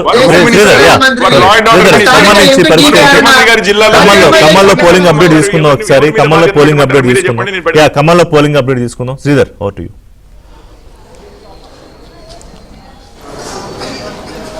శ్రీధర్. Rishi, good morning Rishi. ఖమ్మంలో మున్సిపల్ ఎన్నికలకు సంబంధించిన పోలింగ్ ప్రక్రియ ప్రారంభమైంది. అధికారులు ఉదయం 7 గంటలకే పోలింగ్ ప్రారంభించారు. ఖమ్మం జిల్లాలో 5 మున్సిపాలిటీల్లో పోలింగ్ జరుగుతోంది. సత్తుపల్లి, కల్లూరు, వైరా, మదిర, ఎదులాపురం ఈ 5 మున్సిపాలిటీలకు అధికార యంత్రాంగం షెడ్యూల్ ప్రకారం ఉదయం 7 గంటలకే పోలింగ్ ప్రారంభించారు. 6 గంటల నుంచే పోలింగ్ బూత్ల వద్ద ఓటర్లు బారులు తీరారు. 7 గంటల నుంచి 5 గంటల వరకు పోలింగ్ జరగబోతుంది. ఇప్పటివరకు ఖమ్మం జిల్లాలో జరిగిన పోలింగ్ అన్ని ఎన్నికలకు సంబంధించి కూడా ప్రశాంతంగా జరిగింది. ఈ ఎన్నికను కూడా అదేవిధంగా పూర్తి చేసేందుకు అధికార యంత్రాంగం పెద్ద ఎత్తున కసరత్తు చేసింది, ఏర్పాట్లు చేసింది.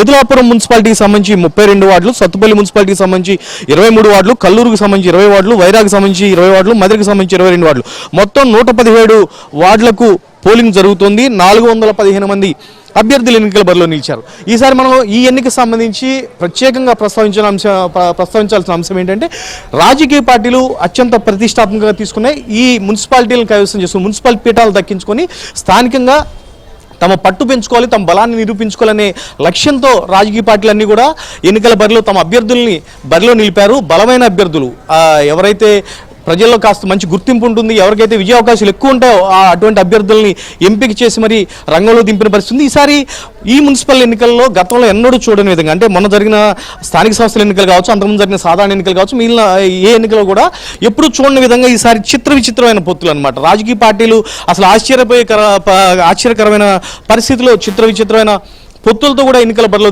దిగారు. అంటే ఒకటే లక్ష్యం, గెలుపొందాలి, ఏదేమైనా సరే చైర్మన్ పీఠాన్ని దక్కించుకోవాలి, మున్సిపాలిటీల్లో అత్యధిక డివిజన్లు గెలుపొందాలి అనేది ప్రతి ఒక్కరి లక్ష్యంగా ఉంది.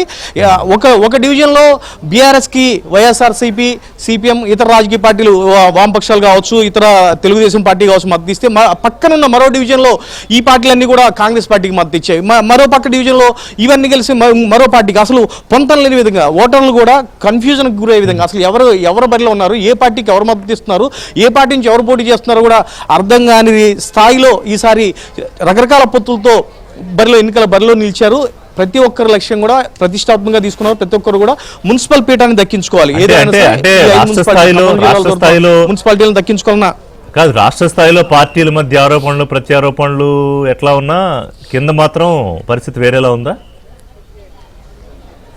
అవును రిషి, ఇప్పుడు రాష్ట్ర స్థాయిలో మనకి కాంగ్రెస్ సిపిఐ కలిసి పనిచేస్తున్నాయి. కాంగ్రెస్ సిపిఐ ఇంతకుముందు జరిగిన ప్రతి ఎన్నికలు కూడా కలిసి పోటీ చేసిన పరిస్థితి ఉంది. ఈసారి మటుకు ఫ్రెండ్లీ కాంటెస్ట్ అని చెప్పేసి సిపిఐ కొన్ని స్థానాల్లో కాంగ్రెస్తో విడిపోయి వాళ్ళ అభ్యర్థుల్ని ఎన్నికల బరిలో నిలిపిన పరిస్థితి మనకి కనబడుతుంది. తర్వాత బీఆర్ఎస్, సిపిఎం కలిసి గత ఎన్నికల్లో పోటీ చేశారు, వాళ్ళు మద్దతు తెలిపిన పరిస్థితి. ఈ ఎన్నికల్లో రెండు కలిసి ఒక డివిజన్లో పోటీ చేస్తారు, రెండు పార్టీలు విడివిడిగా మరో డివిజన్లో పోటీ చేస్తున్న పరిస్థితి.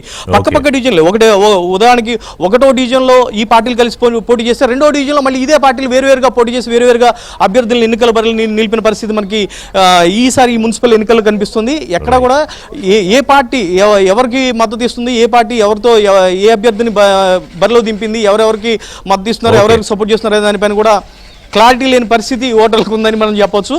ప్రతి ఒక్కరి లక్ష్యం కూడా ఏదేమైనా సరే వాళ్ళ అభ్యర్థులు గెలిపించుకోవాలి, దానికోసం ఏమైనా చేయాలనే పరిస్థితి మనకు కనబడుతుంది. ఇక ప్రలోభాల విషయానికి వస్తే, స్థానిక సంస్థల ఎన్నికల్లో ఈ రకమైన పరిస్థితి గతంలో ఎన్నడూ చూడలేదని చెప్పేసి చెప్తున్న పరిస్థితి ఉంది. రాజకీయ పార్టీలు నేతలు కావచ్చు, ఎన్నికల బరిలో నిలిచిన అభ్యర్థులు కావచ్చు, ప్రతి ఒక్కరు కూడా ఎవరి స్థాయిలో వాళ్ళు ఎవరికి ఏ విధంగా అవకాశం ఉంటే ఆ విధంగా ఓటర్లను తమ వైపు తిప్పుకునేందుకు రకరకాల ప్రయత్నాలు చేశారని మనం చెప్పొచ్చు. అభ్యర్థులు కూడా ఈసారి ప్రతి డివిజన్ నుంచి ఎన్నికల బరిలో ఎవరైతే నిలవాలని భావించారో వాళ్ళందరూ కూడా ఒక్కొక్క వార్డు నుంచి 5 నుంచి 10 మంది సీట్ల కోసం పోటీ పడిన పరిస్థితుంది, బీఫామ్ల కోసం పోటీ పడిన పరిస్థితుంది. జిల్లాలో ఉన్న మంత్రులతో పాటు నాయకులకు కూడా ఈసారి ఇదో పెద్ద తలనొప్పిగా మారిందని చెప్పొచ్చు. ఎందుకంటే వాళ్ళు ఎవరికి సీట్ ఇవ్వాలో, ఎవరికి బీఫామ్ ఇవ్వాలో కూడా అర్థం కాని పరిస్థితుంది. ఈ క్రమంలో ఎవరైతే విజయ అవకాశాలు ఎక్కువ ఉంటాయో ఆ అభ్యర్థుల్ని ఏరికోరి వాళ్ళందరూ కూడా బరిలో దింపిన పరిస్థితుంది. సీట్లు దక్కని ఆశావాహులు ఎవరైతే ఉంటారో వాళ్ళందరూ కూడా కొంతమంది స్వతంత్ర అభ్యర్థులుగా ఎన్నికల బరిలో దిగితే, మరికొందరు తామున్న పార్టీలకు రాజీనామా చేసి మరో పార్టీలో చేరి ఆ పార్టీ నుంచి సీట్లు తీసుకొని ఎన్నికల బరిలో నిలిచిన పరిస్థితి కూడా ఉంది.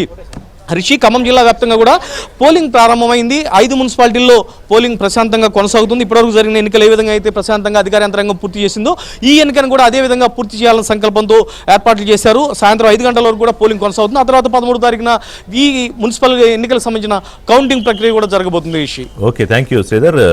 రైట్, కిషోర్ రెడ్డి గారు, ఇప్పుడు నిన్న ఈ మొత్తం ప్రచారంలో నాకు మొత్తం హైలైట్ అయింది ఏంటంటే, కిషన్ రెడ్డి గారు తర్వాత రేవంత్ రెడ్డి గారు ఎక్కడి వరకు వెళ్ళారంటే ఇద్దరు పేర్లు కూడా మార్చుకున్నారు. ఆయనేమో ఈయన్ని కిషన్ రావు అంటే ఈయనేమో ఆయన రేవంత్ ఖాన్ అన్నారు. ఆ తర్వాత నిన్న కిషన్ రెడ్డి చేసిన ఛాలెంజ్ ఏంటంటే, ఒక ఆఫర్, ఛాలెంజ్ అనడం కూడా, నువ్వు అరెస్ట్ చేసుకో కేసీఆర్ని, కేంద్రం నుంచి ఏమీ అడ్డు రాకుండా నేను చూసుకుంటాను. ఫస్ట్ టైం అనుకుంటా కిషన్ రెడ్డి గారు ఆ స్థాయిలో మాట్లాడడం ఎందుకని? ఇక ఎన్నికల ముందు నుంచి కూడా అన్ని విషయాల్లో ఇటు కాంగ్రెసే కానివ్వండి, మా బీజేపీ అయితే ముందు నుంచి కూడా వారి అవినీతి గురించి ఇక మాట్లాడిన చోటు లేదు, చెప్పని విషయము లేదు. కాంగ్రెస్ వారు కూడా ఈవెన్ రాహుల్ గాంధీ వచ్చి కూడా మాట్లాడారు. కాంగ్రెస్ వారు ఎన్నికల్లో కాళేశ్వరం ఏటీఎంలు అని చెప్పి నమూనా అవి పెట్టి ఆ ఏటీఎం మెషిన్లు బాక్సులు తీసుకెళ్లి ప్రచారం చేసింది కూడా మనందరికి గుర్తే ఉంది. కానీ మనం ఎంత ప్రెషర్ పెట్టినా అసలు వాళ్ళ ఇంట్లో వాళ్ళనే ఫోన్ ట్యాపింగ్ చేశారు అని చెప్పి ఈవెన్ ముఖ్యమంత్రి గారు కూడా మాట్లాడినా, అంటే ఇక వారికే అవమానం జరిగినా కానీ 2 సంవత్సరాలు గడుస్తోంది, ఏ విషయంలోనూ యాక్షన్ తీసుకున్న దాఖలాలు లేవు. ఆ కుటుంబాన్ని టచ్ చేసిన దాఖలాలు లేవు. ప్రెషర్ విపరీతంగా పెరగడంతో మొన్న ఏదో విచారణకు పిలిచారు వారిని ప్రజలకి, షోకి. సో ఆఖరికి కిషన్ రెడ్డి గారు ఏ లెవెల్ వరకు వెళ్లాల్సి వచ్చిందంటే, నువ్వు అన్ని ఎక్స్క్యూజెస్ చెప్తున్నావు కదా, వాళ్ళు అడ్డం వేస్తున్నారు, వీళ్ళు అడ్డం వేస్తున్నారు, ఎన్నికల ముందు రాష్ట్రంలో ప్రభుత్వంలోకి వస్తే చేస్తామని చెప్పి అప్పుడు తెలియదా? తెలుసు కదా, ఇవన్నీ కూడా తెలుసు కదా. అయినా కానీ ఈ రోజు వచ్చి 2 సంవత్సరాల తర్వాత కూడా నువ్వు ఏం చేయలేదు. సరే, నువ్వు ఊరికే అపాండాలు వేస్తున్నావు కాబట్టి కేంద్రం ఎటువంటి అడ్డం రాకుండా ఇక నీకు ఇంకేం చేయమంటారో చెప్పండి, కానీ యాక్షన్ తీసుకోండి. రాష్ట్రాన్ని నిండున ముంచేసిన పార్టీ, ఆ కుటుంబ పాలనలో ఉన్న పార్టీ, ఆ కుటుంబం మీద యాక్షన్ తీసుకోండి. మీరు ఎటువంటి గ్యారంటీలు కావాలన్నా ఇస్తాము, మాది ఏమీ లేదు ప్రసక్తి అని చెప్పడానికి తప్పనిసరిగా చెప్పాల్సి వచ్చింది. అంటే బీఆర్ఎస్ చేస్తున్నారు కాబట్టి, కిషన్ రెడ్డిని కిషన్ రావుగా మార్చేశారు కాబట్టి ఒక్క విషయం ఛాలెంజ్ చేశారా? మీరు ఒక్క విషయం చెప్తాను. మీరు అన్నారు రేవంత్ ఉద్దీన్ అని వీరి పేరు పెట్టారు, కిషన్ రావు అని వారి పేరు పెట్టారు అన్నారు. కిషన్ రావు అని వారి పేరు పెడితే ఏమంటే కిషన్ రెడ్డి గారు స్పందించి ఎక్స్ప్లెయిన్ చేశారు, ఛాలెంజ్ కూడా విసిరారు. అదే వీరు చూడండి, డైరెక్ట్ గా రేవంత్ ఉద్దీన్ అంటే అవును నేను రేవంత్ ఉద్దీన్నే అన్నారు. కాంగ్రెస్ అంటే ముస్లింలే అంటారు, ముస్లింలు అంటే కాంగ్రెసే అంటారు. దాని తర్వాత ఆఖరికి వీరు కూడా చెప్పారు కదా, మొన్న గెలిచింది మీరు, ఇప్పుడు జూబ్లీ హిల్స్ గురించి ఇంతకుముందు ప్రస్తావన చేశారు, పంచాయతీ ఎన్నికల గురించి ప్రస్తావన చేశారు. అక్బరుద్దీన్ డైరెక్ట్ గా చెప్పాడు కదండి, జూబ్లీ హిల్స్ లో ఎట్లా గెలిచారు, మా మద్దతు వల్ల గెలిచారు, అంతేగాని వారికి ఏదో సొంత బలము వారు చేసిన కార్యక్రమాలకి జనాల మద్దతు పలికి గెలిచింది లేదు అని చెప్పి అక్బరుద్దీన్ డైరెక్ట్ గా చెప్పాడు. రెడ్డి అయినా రావైనా నా చుట్టూ తిరగాల్సి అంతే, ఇదవ్వాల్సిందే, బెండ్ అవ్వాల్సిందే అని చెప్పి అక్బరుద్దీనే డైరెక్ట్ గా చెప్తున్నాడు. జూబ్లీ హిల్స్ లో మేము ముందు నుంచి చెప్తున్నాము, ఎంఐఎం అంతకుముందు పోటీ చేసిన క్యాండిడేట్ ని తెచ్చి పెట్టారు, ఎంఐఎం వారినే పెట్టుకుని కాంగ్రెస్ మతపరమైన ప్రచారం చేసి గెలవాలని చూస్తాను. మున్సిపల్ ఎన్నికలకి కేసీఆర్ అరెస్ట్ కి ఏంటి సంబంధం? సార్, మున్సిపల్ ఎన్నికలకి కేంద్రం రాష్ట్రానికి ఏం చేసిందని చెప్పి మొదలు పెట్టారు చూసారా. మున్సిపల్ ఎన్నికల్లో సార్ డ్రైనేజీ సిస్టమ్ ఏంటి, రోడ్లు ఏంటి, అక్కడ నీటి వసతులు ఏంటి, రైట్, ఇవి సివిక్ అమ్యూనిటీస్ అంటారు. పొల్యూషన్ ఏంటి, అక్కడ ఇది ఏది చెత్త విషయం ఏంటి, ఇవి కదా సార్ మాట్లాడాల్సింది. ఏమన్నా రేవంత్ గారు ఒక్కరోజు ఒక మున్సిపాలిటీని తీసుకుని ఇగో ఇట్లా ఉండింది, ఇట్లా చేశాము, 10 ఏళ్ల పాలన వాళ్ళు అన్యాయం చేస్తే మేము చేశాము అని చెప్పిన ఒక్క మాట చెప్పండి, ఒక్క మాట చెప్పమనండి. లేదు, ఫస్ట్ స్టార్టింగే సామోహన్ రెడ్డి గారు ఇక ప్రపంచ విషయాలు కూడా తెచ్చేవారు. ఇక కొంచెం అయితే India foreign trade agreement, India US bilateral agreement ఇవన్నీ కూడా తెచ్చేవారేమో.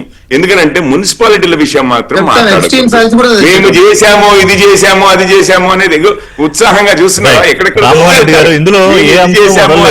నిన్న ఆఖరికి ఫోన్ ట్యాపింగ్ అంశం కూడా మంత్రి అన్నారు, ఇంకా ఫోన్ ట్యాపింగ్ బీఆర్ఎస్ వాళ్ళు చేస్తున్నారేమో దగ్గర నుంచి. ఇంకెంతసేపు ఆ విషయాన్ని యాక్షన్ మాట్లాడతారు. రిషి గారు, జనరల్ గా మీ డిబేట్ లో ఒక డెకరం ఉంటది, సంహౌ బీజేపీ ఫ్రస్ట్రేషన్ కి వచ్చి ఈ రోజు ఆ డెకరం ని బ్రేక్ చేస్తా ఉంది పదే. దయచేసి మా విజ్ఞప్తి ఏంటంటే మేము మాట్లాడేటప్పుడు మీరు మాట్లాడుకురి, ఎందుకంటే ఇద్దరు పోవు. ఇంతకుముందు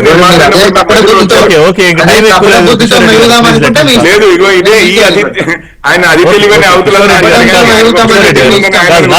ఇప్పుడు నేను మాట్లాడుతుంటే కదా సార్ రిషి గారు, ఆయన మధ్య అధికారంలో ఉన్నాము రాష్ట్రంలో, కాకపోతే జాగ్రత్త, మేము మాట్లాడినప్పుడు మీరు మాట్లాడొద్దు అని అంటున్నారేమో, మీరు మాట్లాడినప్పుడు మాత్రం రావచ్చని చెప్తున్నారేమో. కిషోర్ రెడ్డి గారు, మై రిక్వెస్ట్ యూ చెప్పండి, మున్సిపాలిటీలకు ఏం చేశారో చెప్పమని చెప్పండి.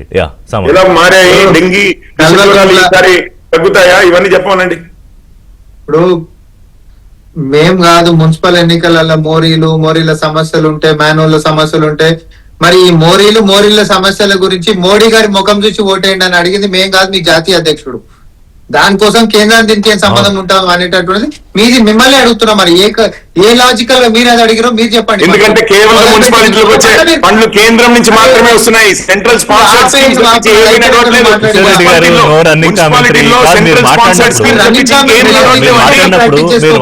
కేంద్రం నుంచి వచ్చిన ఫండ్స్ తప్పించి ఇంకేం నడవట్లేదు. సమాధానం చెప్తున్నాను. కిషోర్ రెడ్డి గారు మీరు మాట్లాడినప్పుడు రామ్మోహన్ రెడ్డి గారు విన్నారు కదా. సామ గారు ఇప్పుడు వాళ్ళ జాతీయ అధ్యక్షుడు కొత్త ముఖం ఎన్నికలు వచ్చినప్పుడల్లా కొత్త ముఖాలను తీసుకొని వస్తారు. అంటే పాత ముఖముడు మాటిచ్చి పోతారు. మరి రాహుల్ గాంధీకి ముఖం లేదు కదా. మాటలు చెప్పి వెళ్ళిపోతారు. జాతీయ అధ్యక్షుడు రాహుల్ గాంధీకి మొహం చెల్లకనే కదా. రాహుల్ గాంధీకి మొహం చెల్లకనే రాలేదు. రామ్మోహన్ రెడ్డి గారు మొహం చెల్ల రాదు. కాదు, ఇప్పుడు కిషన్ రెడ్డి వర్సెస్ రేవంత్ రెడ్డి ఈ ఎన్నిక నాకు అర్థం కాక అడుగుతా రామ్మోహన్ రెడ్డి గారు. ఇప్పుడు సార్ నేను మళ్ళీ కూడా అంటున్నాను, మధ్యలో మాట్లాడిస్తే మనం ఇక చేయి దండగా. మరి నా మాట కూడా వింటలేదు కిషోర్ రెడ్డి గారు. కిషోర్ రెడ్డి గారు ఇవాళ ఒక ఎజెండాతో ఫిక్స్ అయి వచ్చారు. ఆయన ఎప్పుడు ఇలా లేరు. రన్నింగ్ కామెంట్ వేసి కాదు, టైం లేదు. కిషోర్ రెడ్డి గారు అని ఒక మాట చెప్పి సంతాపం వ్యక్తపరిస్తే అయిపోయేది అక్కడ. ఒకటి, కల్వకుంట్ల కిషన్ రావు గారు మా సొంత వాళ్ళని మేము అరెస్ట్ చేయలేము, మా సిబిఐకి చేత కాదు, మేము వాళ్ళకు జోడే కాబట్టి మేము వాళ్ళని అరెస్ట్ చేయలేము, రేవంత్ రెడ్డి గారు మీరే అరెస్ట్ చేయండి, మా సిబిఐకి చేత కాదు, ఇన్ని రోజులు మేము చేసిందంతా కూడా అబద్ధపు ప్రచారాలు, 48 గంటలలో కేసీఆర్ ని అరెస్ట్ చేసామని ఏదో రాజకీయ పబ్బం గడుపుకోనికే చేసినాము, మమ్మల్ని క్షమించండి అని చెప్పి తెలంగాణ జాతికి క్షమాపణ పెట్టే కదా. హైకోర్టు స్టే ఇచ్చే లింక్ పెట్టే కదా మీరు రాసింది లెటర్. మీరు రాసిన లెటర్ హైకోర్టు స్టే ఇచ్చే విధంగా రాశారా లేదా? స్టే ఇచ్చిందా లేదా? వారు న్యాయవాది అని చెప్పుకుంటారు రామ్మోహన్ రెడ్డి గారు. వారు న్యాయవాది అని చెప్పుకుంటారు రామ్మోహన్ రెడ్డి గారు. చట్టం కేవలము కేసీఆర్ గారిని కాపాడడానికి కాపాడడానికే వాడతారా రామ్మోహన్ రెడ్డి గారు? మీ లా డిగ్రీ అంతా కేవలం కల్వకుంట్ల కుటుంబాన్ని కాపాడడానికే వాడతారా? కిషోర్ రెడ్డి గారు నాకు అర్థమైంది ఏంటంటే ఇప్పుడు హైకోర్టులో స్టే ఇచ్చింది. ఎన్నికల 3 ఎన్నికల జోష్ లో ఉన్నారు కాబట్టి ఈ రోజు ఇంకా నా గొంతు పోయినా నా మాట వినేటట్లేరు. ఎన్నికల జోష్ అక్కడ ప్రాణాలు పోయాయి.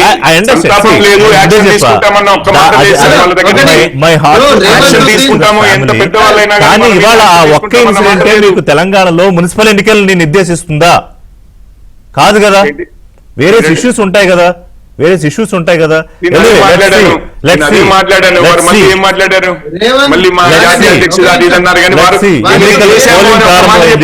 ప్రారంభమైంది, ముఖ్యమంత్రి కాసేపట్లో పోలింగ్ కి ఆయన కొడంగల్ అక్కడ ఆ ప్రాంతంలో ఓటింగ్ కి రాబోతున్నారు. సరే, మిగతా అగ్రనాయకులు కూడా ఓటింగ్ లో పార్టిసిపేట్ చేయబోతున్నారు. అప్డేట్స్ కూడా చూద్దాము. ఎనీవే మీరు కూడా you have to focus on the day కాబట్టి లెట్స్ క్లోజ్. ముఖ్యమంత్రి గారు వెళ్తున్నారు. ఆ సమయంలో కాంగ్రెస్ వాళ్ళు అక్కడ ఇంకా దౌర్జన్యానికి పాల్పడకుండా కొంచెం పోలీసు వారికి విజ్ఞప్తి, మీరు బీజేపీ క్యాండిడేట్స్ కి రక్షణ కల్పించాల్సిన బాధ్యత పోలీస్ వ్యవస్థ మీద ఉంది. రాజకీయ నాయకులు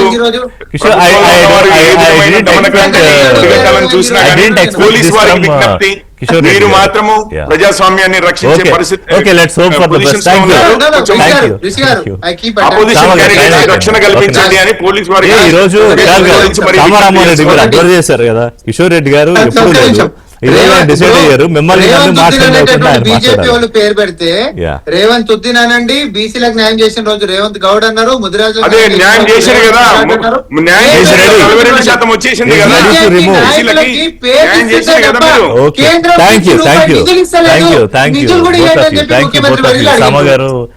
కిషోర్ రెడ్డి గారు ఇది చర్చ.